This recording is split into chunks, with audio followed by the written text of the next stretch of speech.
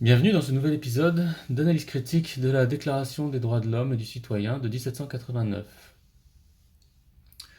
Je suis partisan d'une réécriture ou d'une modification ou d'une amélioration de la rédaction de ce texte, de cette déclaration, qui est encore aujourd'hui mentionnée dans notre Constitution. Et question qui se pose, c'est, elle est mentionnée, mais qu'est-ce qu'elle a du coup comme valeur et qu'est-ce qu'elle prône, quoi.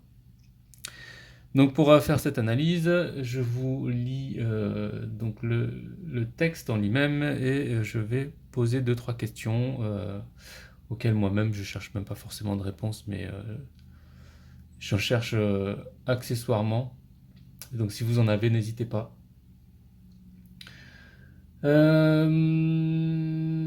Donc je vous lis la première phrase sur laquelle on est depuis un moment maintenant, quelques épisodes, et c'est le dernier morceau, le dernier fragment de cette phrase sans fin, qui est longue et pas très claire, et qu'on va enfin finir ce- pendant cet épisode. Donc, les représentants du peuple français constitués en Assemblée nationale, considérant que l'ignorance, l'oubli ou le mépris des droits de l'homme sont les seules causes des malheurs publics et de la corruption des gouvernements, ont résolu d'exposer, dans une déclaration solennelle, les droits naturels, inaliénables et sacrés de l'homme, afin que cette déclaration, constamment présente à tous les membres du corps social, leur rappelle sans cesse leurs droits et leurs devoirs, afin que les actes du pouvoir législatif et ceux du pouvoir exécutif, pouvant être à chaque instant comparés avec le but de toute institution politique, en soient plus respectés, afin que les réclamations des citoyens, fondées désormais sur des principes simples et incontestables, tournent toujours au maintien de la Constitution et au bonheur de tous. Fin de la phrase.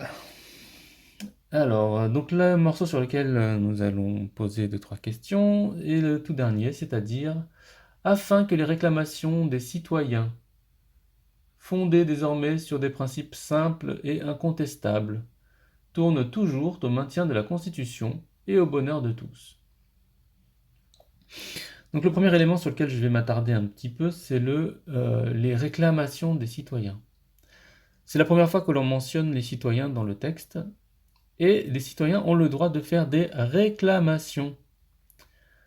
Alors, moi, je vous invite à réfléchir à pourquoi il y a écrit réclamation et pourquoi il n'y a pas écrit les décisions des citoyens, parce que si on parle de démocratie, c'est les citoyens qui décident, a priori.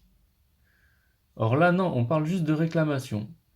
Donc là, dans ce texte, on nous dit que les citoyens ont le droit de réclamer des choses. Ça ne veut pas dire qu'on va leur accorder. Ça ne veut pas dire que on va leur donner ce qu'ils veulent. Ça veut juste dire qu'ils ont le droit de réclamer. Je trouve ça un peu faible comme verbe. Ce serait intéressant d'avoir un peu plus que juste réclamer. En tout cas, on parle des citoyens, c'est-à-dire que les autres, peut-être qu'ils peuvent avoir plus, mais en tout cas, les citoyens, eux, ils peuvent juste réclamer. Ensuite, on passe sur le fondé désormais sur des principes simples et incontestables. J'aime bien le désormais, ce qui veut dire qu'avant, en fait, les gens, ils avaient des principes compliqués et contestables, quoi. Donc là, on va voir si ces principes sont simples et incontestables. Euh, Par principe, en tout cas, on va aller regarder un peu en détail de quoi il est question, quoi. Donc ensuite, il faut que donc, ces réclamations tournent toujours au maintien de la Constitution. Alors ça, c'est intéressant. C'est-à-dire qu'ils ont le droit de réclamer, mais il faut s'arranger pour que ces réclamations tournent toujours au maintien de la Constitution et au bonheur de tous. Et là, donc on a une première arnaque quelque part, j'ai envie de vous dire, parce que si on doit toujours tourner au maintien de la Constitution, si cette Constitution est mal faite, mal fondée, mal écrite, ou qu'elle vieillit, qu'il faut la modifier parce qu'elle est plus à jour, ben on a un problème, quoi. C'est-à-dire qu'on peut réclamer déjà, on peut pas faire grand-chose, on peut, en tant que citoyen, on peut réclamer, mais il faut que cette réclamation tourne au maintien de la Constitution et au bonheur de tous. Et le bonheur de tous, alors là, ça c'est pareil. Donc tout à l'heure, on avait, enfin tout à l'heure, plutôt dans un autre épisode, on a vu qu'il y a une question de malheur public. La corruption est la seule cause de malheur public. Et on voit ici que il y a le bonheur de tous. Alors est-ce que c'est la même chose, malheur public? Le public et le bonheur de tous, de tous? Je ne suis pas sûr. Et en plus, les phrases n'ont pas l'air de parler de la même chose. C'est-à-dire que là, on ne parle pas de la corruption. C'est-à-dire que si ici, les réclamations tournent toujours au bonheur de tous, il faut que les réclamations tournent toujours au bonheur de tous. Une réclamation qui tournerait au bonheur de quelques-uns, en fait, serait le résultat de la corruption. Et la corruption étant la seule responsable de tous les malheurs, hein, bah écoutez, bah tant pis pour vous, quoi. C'est que s'il n'y a pas de bonheur, c'est parce que les réclamations, elles sont corrompues, et donc elles ne tournent pas toujours au maintien de la Constitution et au bonheur de tous. Alors j'imagine même pas que on peut même pas donc demander à changer de constitution, c'est quasiment inconstitutionnel, enfin, ça n'a aucun sens, quoi. Enfin cette phrase est assez alambiquée. Et elle nous dit clairement que les choses sont comme elles sont et elles n'ont pas à changer, sinon c'est de la corruption. Et si c'est de la corruption, bah c'est pas grave, parce que de toute façon, la corruption, la cause de la corruption, les seules causes de la corruption, c'est l'oubli, le mépris et, alors je me rappelle plus du troisième, oubli, mépris, attendez, et ignorance. Et l'ignorance des droits de l'homme. Oui, encore une fois, est-ce que c'est aussi simple que ça? C'est-à-dire que est-ce que en fait on n'a pas d'autres problèmes que juste avoir oublié les droits de l'homme? Hein? Est-ce que ça peut pas être un autre problème?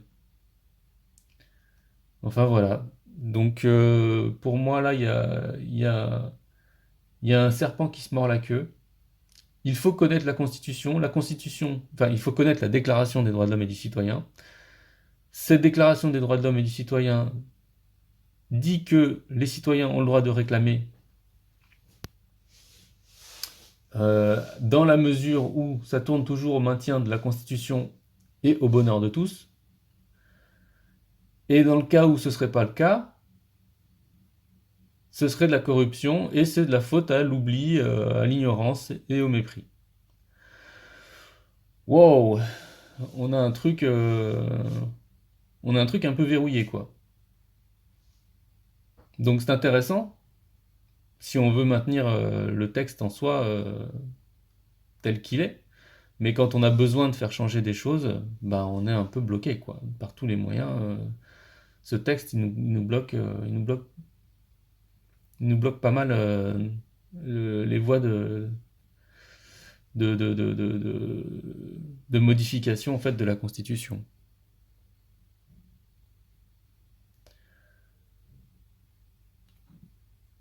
Donc sur ce, le prochain épisode va avoir... On va changer de phrase, enfin. Et on va aller voir une phrase intéressante qui pose encore une fois un certain nombre de questions.